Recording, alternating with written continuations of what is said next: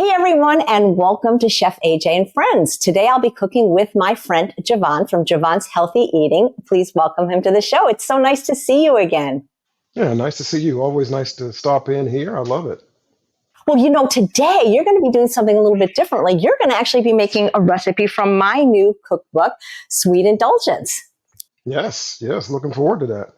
And I am too. And I'd make a recipe from your book, but it's not out yet. But I hear that in the fall, you're going to have an app. Yes, the app is coming probably around November, maybe a little sooner, a little later, but right around November. And I'm really excited about it. I mentioned it on your show before. Had a little trouble with the developer, had to switch, so I delayed things, but that just means more recipes, more exercise videos, more informative videos, more of everything that I think will be very useful for a lot of people. So I'm super excited about that. Well, if you don't know who Javant is, you have to subscribe to his YouTube channel, or if you're on Instagram, follow him there because he has a huge following. He makes not only delicious plant exclusive recipes, but they're all free of sugar, oil, and salt. They're easy to make. They're delicious. And for somebody that's following Dr. Furman or a nutritarian diet, they will fit right in. You intrigue me because, I didn't hear about you until my friend Sharon McCrae said, you've got to hear about this guy. And you've come on my show a couple of times. You had like this meteoric rise to success. How did that happen? Well, I think it speaks to, the message. And the message is that you can improve your eating a little, a lot, or extremely, depending on you, where you want to jump in. As you said, there's no oil, no refined sugar, no refined wheat. The recipes are super healthy, super clean. And I'm just putting the message out there. It has nothing to do with me. It's all about the message, and people see it and hear it. They make the recipes. They're delicious. They love them. And so it just works. And yeah, you're right. It's growing really quickly. And your recipes are not difficult to make. I don't think so. Like anything, there are tiers. Most of them are simple, some are average, and then just a very few are a little more complicated. But some people like that. Some people like to have a little challenge in the kitchen here and there to make something beautiful, like my pumpkin ravioli, for example. Lots of steps, but very much worth it in the end. Absolutely. Where do you get your inspiration for your recipes? Um, initially it was just from things that I like. Because my whole premise of setting up this page is that when I was very unhealthy and wanted to get healthy, I didn't have a platform to go to learn how to cook things. And so it was a lot of trial and error, a lot of struggling, and it slowed my progress. So I'm just trying to fill that void that I had. And so my inspiration initially was just for things that I liked growing up. And now I get so many requests from the people who follow me. I keep a list, and I just, take things off, each week and make two or three and just keep posting them. So I'm kind of inspired by the audience now. That's so cool. Did you cook before you ate healthy? Not much. Well, here and there. I never dislike cooking, but yeah, I get in the kitchen here and there and make some things. But it progressed to me to where I mostly eat salads now, salads and hummus and quinoa and beans and lentil, so that kind of stuff. So it's not a hard fix. But I enjoy making the recipes for the page, even when they're a little more complicated. So I really like being in the kitchen now. You said pumpkin ravioli, and that intrigued me because you said you don't use any wheat. So how do you get the wrapper of the ravioli if you're not using wheat? What do you use? That particular one is made out of chickpea flour. Chickpea flour. Uh-huh. But it's really good. It's really good. And it's posted on my YouTube and my IG. I think I did a cooking show video of it on my IG, if I'm not mistaken. But it's delicious. And if someone goes to my page, they should look up the pumpkin ravioli. It's absolutely delicious. That is incredible. Even though your app's coming out, do you think we'll ever have like an actual book that we can hold in our hand? Absolutely. Again, I'm working with one of the largest publishers in the world right now. Just had my photo shoot down in Florida a few weeks back and got all the photography done. I've turned in a lot of recipes. My manuscript is due in January, so probably a little later than this next year. It'll be on the shelves and on Amazon and everywhere else. Wow, congratulations. I didn't know that. Are you allowed to tell us the title of the book? Not yet, but I think most people who follow me probably know what it's going to be, though, because they would just know. But not yet. I'm not supposed to yet. Okay, all right. Well, I'm glad to know that you have a book coming in the future, and we'll have to do this again. And we'll both make recipes from your book that time. There you go. I love it. Yeah, I remember the absolutely. last time I talked to you, you had your top recipe that, meaning the most downloads or the most people watching. Has that changed? Is there a new top recipe? No, I don't think it'll change. The veggie ground was just Yeah, a hit and continues to be a hit. And I think what happens, I know what happens because people have written me this. They try it and they love it and they tell someone else. They tried it and they tell someone else, tell someone. So it's still getting lots of views, lots of views. nice. Are you more of a savory guy or a sweet guy? You know, you asked me that before, I think. No, no, you didn't ask me that. I think Sharon asked me that. And it's Yeah, so hard. I would say, if I have to say, I'd say savory. Savory. yeah, same here. Yet today Hmm. we're both going to be making dessert recipes. Well, there you go. And it's time for that too. I mean, it's not one or the other. Thank goodness it doesn't have to be that way. But my No, favorite is absolutely. savory though. Well, Yes. I think for people that aren't yet plant based or plant exclusive, dessert recipes are kind of a nice way to welcome them in. Agreed. Agreed Yeah. And 100%. Yeah. And especially kids, they eat so much sugar. You and I, we use just fruit. That's right. That's right. And dates, dates are Yep. fruit. So yeah, you're right on the money. Dates are amazing. Well, you're going to be making, it's funny because you picked the recipe to make the mango mousse parfait, and you may not know a little bit about that backstory of that recipe, but I used to teach at the True North Health Center, and Dr. Goldhammer is very strict. He's like same, basically Dr. Furman, no sugar, no oil, no salt, no wheat, of course. And we used to have these Iron Chef competitions with Chef Bravo, the executive chef there. And on that particular time, my secret ingredients, actually his as well, were cashews, mango, and I can't remember the third, but that's where it came from. And so this is actually Dr. Goldhammer's favorite recipe. Oh wow, that's kind of cool. Yeah. Yeah. So tell us how you're going to make it. Well, as per the recipe, I've got some mangoes here, some fresh mangoes. I got some cashews. I've got some dried mango here, and then I've got some lime zest, and then some lime juice. So these things I'm going to take and combine in my blender. I'm going to get them all blended, and after I do, I'm going to put them in the fridge for just a bit to chill. And while they're chilling, I'm going to make another element of this, which I'll talk about as soon as I get this done. Okay. So, pardon me. Um, that's what. Well, I guess I don't really call out brands on my show, but I guess I'm on your show. So Yeah. this I'm is a just ninja, curious because people are always asking, for options. right? Yeah. This is a ninja twisty is what I'm using here. It's phenomenal. I mean, it's just a horse. It really is. It really works well. I've heard very good things about it, and they have it at Costco. Yeah, they have them all over the place. I think I bought mine from Target, if I'm not mistaken. But yeah, they're pretty popular, so they have them in a lot of places. I'm going to start blending this first. That's quite a bit, and then I'll then I'll come back and add the mango. I'm just going to get this blended just a bit. Oh, let me just lay it on here. There we go.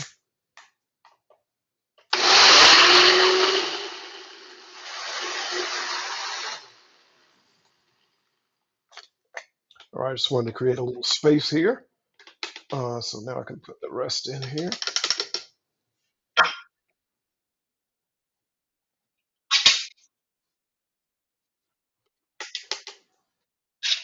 Yeah, I agree. I agree. Mangoes do the trick.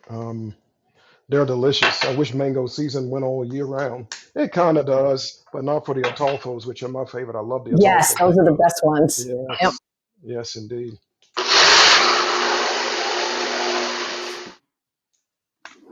I find with cashews, they tend to be so creamy, you don't really have to soak them. Yes, I mean, depending on what I'm doing, sometimes I'll soak them, but generally I don't. And it really helps when you have a good blender, though. If you have a good blender, there's certain steps I find that you can omit to blending some things. If you have a nice high-powered blender, it'll do the trick. And this one is definitely that. Absolutely.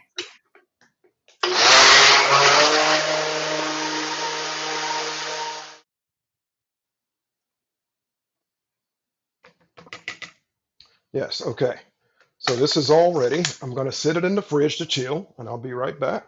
And he's going to be making a sauce to go with it, a raspberry coulis, but you don't have to. You can just eat it like a delicious, rich mango mousse. I mean, we could, however you prefer. I could make I that know, topping, or it's so pretty when you make the sauce because the red and the orange together looks so yes, beautiful. I agree. I Yeah. agree. 100%. And it's so healthy. Raspberries are super healthy. I love eating raspberries.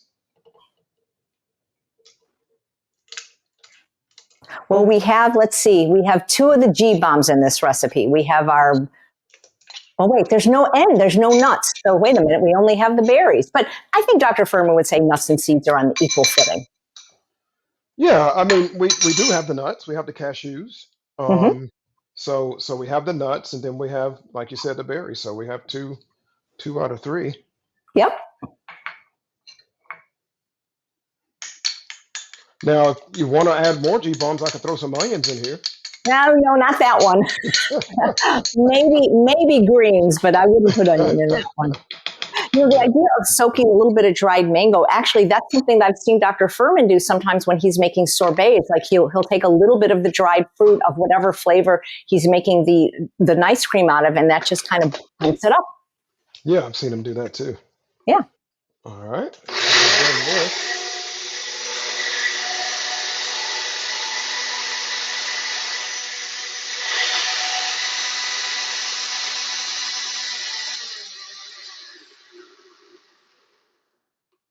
All right, that was super simple. So one thing I can tell you I really like about this recipe is the simplicity of it. Um, that doesn't take long to blend those up. You let them sit. The longest part is letting it chill, and that's no work at all. So so I'm going to let that chill while you do what you do, and then I'll put it together Well, after thank that. you. I can't wait to see your plating. And, you know, sometimes maybe people can't find the mango in season, but most places do have organic frozen mango available, and they That's could right. just use that to defrost it. So Absolutely. cool. So I'm going to make what's called almost instant pumpkin pie pudding. And it's a recipe I created many, many years ago for Forks Over Knives website, but I've tweaked it a little bit to make it a little bit sweeter and a little bit creamier. And so the first thing I'm going to make, Javant, is my date paste. And I'm sure you make date paste all the time, dates with water. But I had all this orange juice in my fridge from a previous recipe, and I'm like, I don't really drink juice. So instead of soaking my dates in water, I decided to soak them in orange juice. So the first thing I'm going to do is just make the date paste by placing it in my food processor, fitted with the S blade, and hopefully they really are pitted dates. Every now and then there's a pit, and let's see. Yeah. And then it damages my blade, and I've got to stop it. No. Let's just hope that Costco told the truth on the pitted organic dates.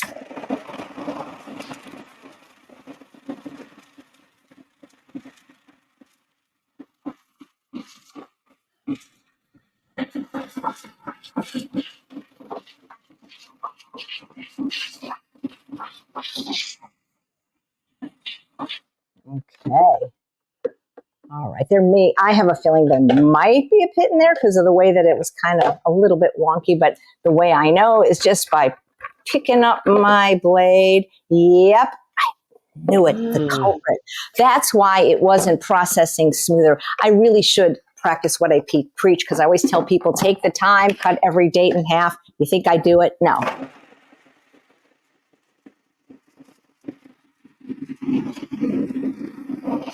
There we go. All right, so now I'm just going to pour it into this little container, and I'm going to, I don't have to clean the food processor, which is nice because I'll be using it for the recipe. I don't know about where you live, Javant, but where I live, canned pumpkin is available all year round. People could use fresh, but then of course they're going to have to cook it. But we're very lucky. Our Costco has great prices, and so does our Walmart, on organic canned pumpkin. And what I like about it is I don't even have to use a can opener on this one because it's just a pull top. Oh, and again, isn't that cool? If people didn't want to use something in a can, what I would use is just some cooked orange sweet potato instead. It would actually even be sweeter because sweet potato is sweeter than pumpkin. Let me just get a measuring cup. Yep. So I'm not going to use all this date paste. And date paste, I'm sure it thickens as it chills. Just going to take a cup and a half of it. And so this is going to make a pudding, but I'm going to show you something that I think is really cool because, the thing about a cookbook is at a certain point, the publisher says no more recipes. But being a creative like yourself, you're probably going to keep creating them whether or not the manuscript is due. And so what I did is I created this granola recipe made from the pudding as a base, but it didn't make it in the book. But I want to show you how to do it because it's so easy. And it's my favorite granola, especially when I travel. because sometimes when you travel, things slow down a bit, if you know what I mean. So I call it That's right. go-go. I call it go-go granola. Somebody named it for me, for people on the go or who need to go. So I'm adding my seasonings, which are pumpkin pie spice and pure vanilla bean powder. I know Dr. Furman sells an excellent brand on his website. And just to bump up the nutrition, but also to help thicken it, we've got our chia seeds, which I've ground, and just a little bit of oats, because I find oats can make puddings very creamy. And some bananas. It calls for 2 ripe bananas. These aren't quite as ripe as I would like them because they're a little bit darker, they'll be sweeter. And because these are so small, I'm just going to use 4. And it's just like your recipe. It's pretty easy to make. You probably use your powerful blender like you did. I think this might have a little bit more room in it, and this is what I had out. So I'm just going to add the bananas, and we're going to process. Easy peasy. Yes.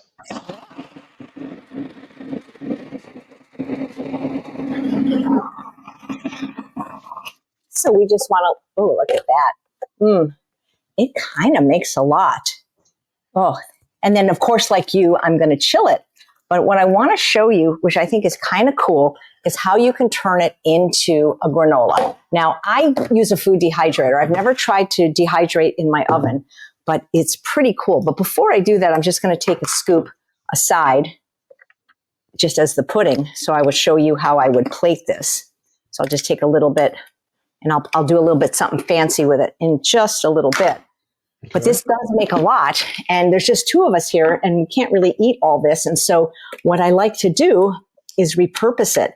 And all I'm going to do is stir in some oats. I have some gluten-free oats that are sprouted, which I like to do because I have friends that are raw foodists, and when I use those, they could eat this. They probably wouldn't be able to eat the part about the canned pumpkin, but I just keep them because they're nutritious. You may or may not know this trick, Javant, to get all the extra goodness off the blade easily, so it basically cleans itself.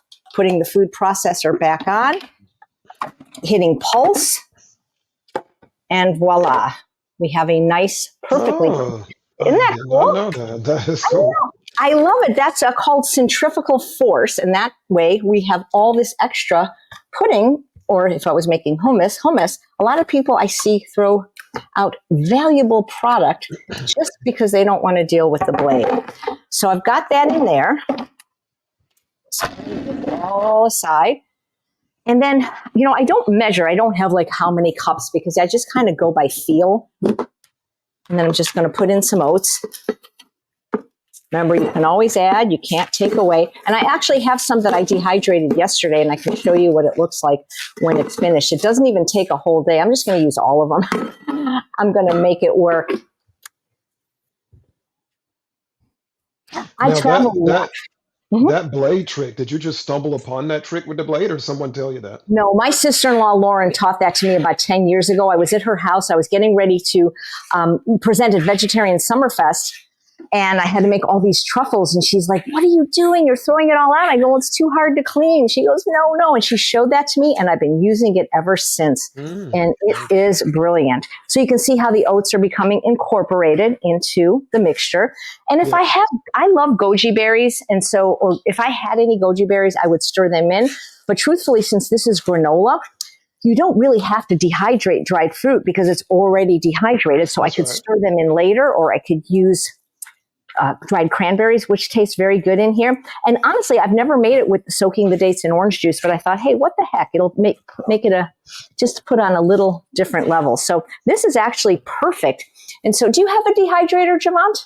I do. I don't use it often, to be honest with you, but I do have one.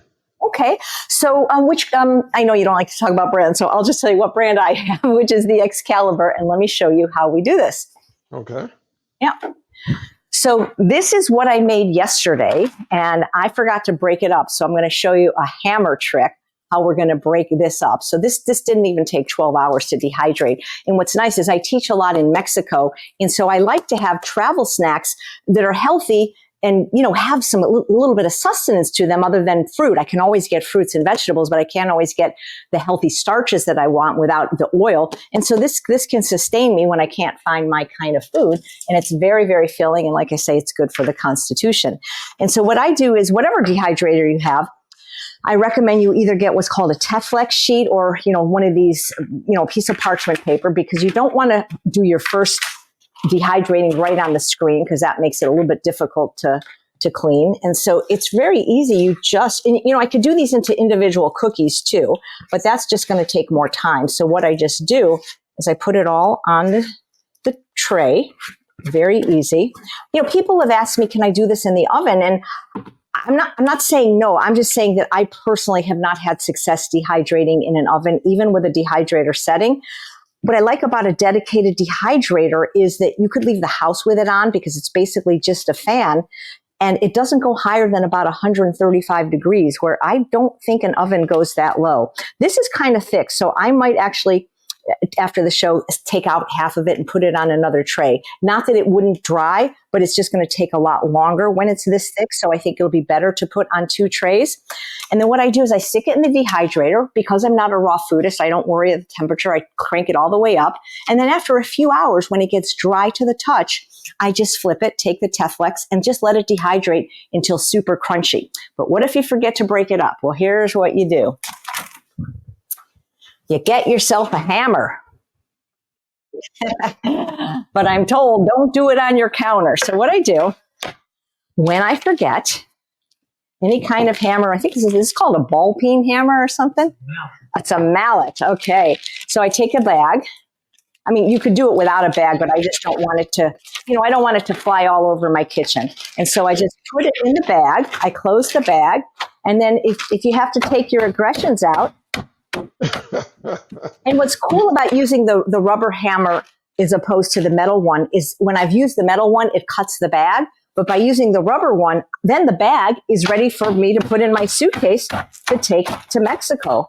And so this is great. Now, this is super crunchy. So people with, dental problems, you want to soak it in your favorite plant milk. But I find that this is just the easiest way to make granola. And, you gave me an idea, and I don't know if you want to try this, but the mango mousse, why couldn't that be dehydrated with some oats in it, and do the same principle? Wow. And now You're talking about something nice there.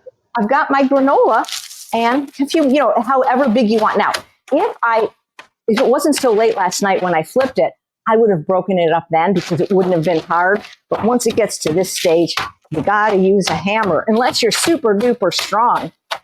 But now this will be a couple of days. I'll put it in a bowl. It'll look prettier. And I find that you can get plant milk pretty much everywhere you travel, so that's not a problem. And also you can get the little boxes that you can fit in your suitcase. That's right. So this is just so good. Between you and me, I used to call it Poop-nola, but people didn't like that name. So that's why it was renamed to Go-Go Granola. And so if I'm just making the pudding like right here, what I like to do to plate it is I make a whipped cream just out of pears. You can make it out of pears and cashews or pears and oats. And then I might put like a little scoop on top. And if I had a raspberry or some kind of berry, that would be fantastic on this. And then, I don't know if you've ever seen these. I don't know if you have a Penzies near you, but you can get it mail order. This is called Potato of Love. And literally this is just purple sweet potatoes, or maybe it's regular potatoes. But this is like the sugar-free version of sprinkles. And it's just so fun because I love purple anyway. And it's just so fun to put on your desserts. And so if you don't want to make the granola, just have the pudding. Oh, I love that. Isn't that cool? Thank you. What's the name of that again? This is called Potato of Love by Penzies. And if there's not a Penzies near you, they do sell them online. Okay. Potatoes of Love. I love that. So how are you going to plate yours? I'm going to use a couple of cups here. A couple of nice cups. And let's see what we got here. All right. Man, this makes a lot. which is not a bad thing. Yeah, no, not. I think it's better to make a lot because then you can eat Oh, some, share some, and maybe even sometimes freeze some. that's the way I like to go. Have it on hand so the next time you eat it, it's already ready. Love it. So I'm just going to take it and I'm going to layer it in these nice glasses here, these nice serving cups.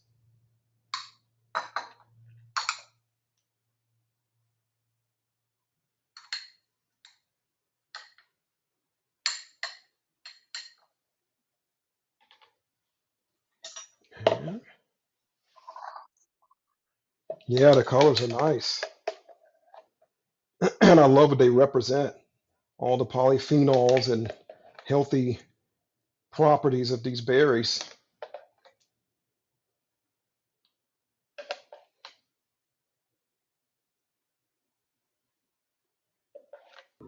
I love your cabinets and your backsplash. Thank you. Yeah, I like them too. Yeah, I came up with that color. I didn't know if it would work or not, but I really like the results. So I love dark gray. It's like a graphite or a slate. I love that color. Oh, yum. You could serve this to regular people, I think. They don't have to be nutritarian or vegan. I mean, oh, it's a delicious, absolutely. rich dessert. Absolutely. Anybody would love this. I mean, mango and raspberry. I mean, It's a parfait. there you go. Do you know how parfait got its name? It's a I do French word. not. I do not. Okay, so yeah, I lived with a French person until I was 11, an aunt, and parfait in French means perfect. And Oh, so, really? yeah, it's a perfect dessert. Oh, and you know what? You want to know another tip and trick because you said it makes a lot. If you're serving it like for a dinner party and you have 4 to 6, 8 people, you'll make individual servings. But let's say you're going to a potluck. Well, what I do is I have what's called a trifle bowl. And so I'll just make it in a trifle bowl. That's a great idea. Yeah, I do a lot of that because we have such a big plant-based community up here in Northern California, and we do a lot of potlucks, and so I'll do a lot of trifles because I'm too lazy to plate each individual dessert. Yeah, You're very resourceful. I like that. You got a lot of tricks and tips. I want everything to be easy. That's the way to go. When it's Yeah, possible, that's the way to go. yeah, And I'm thinking about this. I wish I had a couple more raspberries to put on top of here. yeah. Um, For the plating. just yeah, just for aesthetics, but still going to be Do you have a very, very sprig? good. Do you have a sprig of fresh mint by any chance? That's a good question. I may. I have to look. Because that would be pretty too. Yes, it And would. people like you can start with the raspberry and go, red, orange, or whatever color, orangish, red, orange, or you could do it the other way. It doesn't matter Yeah, which layer is on the bottom and which layer is on the top. that's right. It's going to look good and taste good either way, for You sure. betcha. You know what I would do? I'm such a fan of pistachios. Is put some Oh, sprinkle of pistachios on top. I think I would have be. some if you need it. I have a few here. I could just hand them. Wouldn't it be cool if we could just go right through the screen and taste Wouldn't- each other's creation? that would be amazing. Have you ever, or are you interested in ever doing like any presentations in person, like at any of the plant-based conferences or cruises, or you more just kind of like on camera guy? Yeah, I mean, I'm not going to say I wouldn't, but it's not something that I've thought about really. Yeah, I Um, think you'd be but great.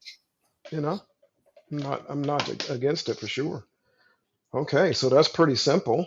Again, some fresh fruit on top would be even better, but I'll take this and I'm gonna taste mine. I mean, mm, yes, mango and raspberry. It's a winner. Oh man, thank you so much. You made it look so easy. Well, you made it easy. I followed your recipe I and tried. delicious. Oh, that's great. So tell people once again how they can follow you. Instagram, YouTube are your two primary sources, right? Yeah, I'm on Facebook also to a lesser degree. I don't post as much on Facebook, but primarily YouTube and IG at Healthy Vegan Eating. I'm there, and soon to be in the App Store. The Healthy Vegan Lifestyle Support app will be the name of the app. So, That's yeah, I'm sure that when it comes out, you're going to announce it on all your channels, right? absolutely, Yeah, that'll be absolutely. fun. Any idea about how many recipes it will have? Right now we're at 135, I think. That's great. Yeah, but I'm trying to, yeah, I may take a few out, I may add a few. It's kind of fluid right now. But right now, 135. That's cool. So the app will have to sustain you for, because my viewers are probably a little older than yours, and we like to hold it in our hand. But the book is coming, so just make sure you subscribe to his Instagram page or YouTube channel or Facebook page so you can find out when it comes out. So you mentioned that a lot of your recipe creations come from your fans and followers. Have any of them been just really weird or obscure, or some kind of dish that like you actually never heard of? Oh, absolutely. In fact, some I can't make because I tell people if it's a totally foreign recipe to me, I never know how well I made it. Because even if I taste it, yeah, I mean, if I taste it and I say, oh, this tastes great, but does it taste authentic? And sometimes I'll have a friend who'll know, oh, yeah, if you make it, I'll try it. But when I don't have that, I'll have to just say, because I don't want to give someone a recipe and they taste it and go, hey, wait a minute, this is nothing like, blank, blank. So, yeah, there are quite a few of those that I have to turn down. But I always say, give me something else and we work it out. So if the first recipe doesn't work, we'll try the second or the third and then I'll make it. That makes sense. Like, for instance, I've never tried octopus or calamari. So how would I know what it's supposed to taste like when I make it? Exactly. I haven't either. I haven't tried Yeah. octopus either. Has anybody requested that fried calamari from you? Probably. Yeah. Probably. Octopus, definitely. You don't forget that. Someone did Oh, I request mean, octopus. well, then next time tell them to watch The Octopus Teacher so they won't request octopus. You know, Okay. it's a documentary about octopus. Is it octopuses or octopusi? I don't know. I think it's octopi. I Octopi, think. octopi. But they're That, smart. They're so smart. I've seen, that octopus. They're so smart. sometimes I wish I had six more hands, or legs, whatever the case may be. Right. I could get a lot more done. So that's fantastic. So this was really fun cooking with you. And like I said, when your app comes out, let's do it again. And I'll make something from your app and you'll make something from your app. It'll be Absolutely. an app release party, if you will. There you go. I love it. This is so good. Yeah, because every time you come on my show, people are like, "Oh, he should be a regular," but I'm not doing regulars anymore. Because I don't know if you know, Javant, after 4 years and 3 months, I stopped doing the show every day. So it's just a couple of times a week now because I'm, focusing on books and other projects. But so it's still really fun to do this because really cooking is my favorite part of the whole Chef AJ job. Yeah, of course. I watched your last show with Dr. Furman. Oh Not too yeah, long ago. Yeah. he was my farewell episode. That's right. Yeah, Yes. Hmm. that is so cool. Well, have you met him yet? No, no. It's something that has to happen. I'm not rushing it, but it's definitely going to happen. And I may even be moving to San Diego. He's there. Oh my So gosh. so if I don't meet him naturally, I'll go stalk him Oh until yeah, that sounds great. till he's running in the mountains. Dr. Furman, I'll jump out on him. That's funny. But he knows who you are, right? You've introduced yourself like somehow, right?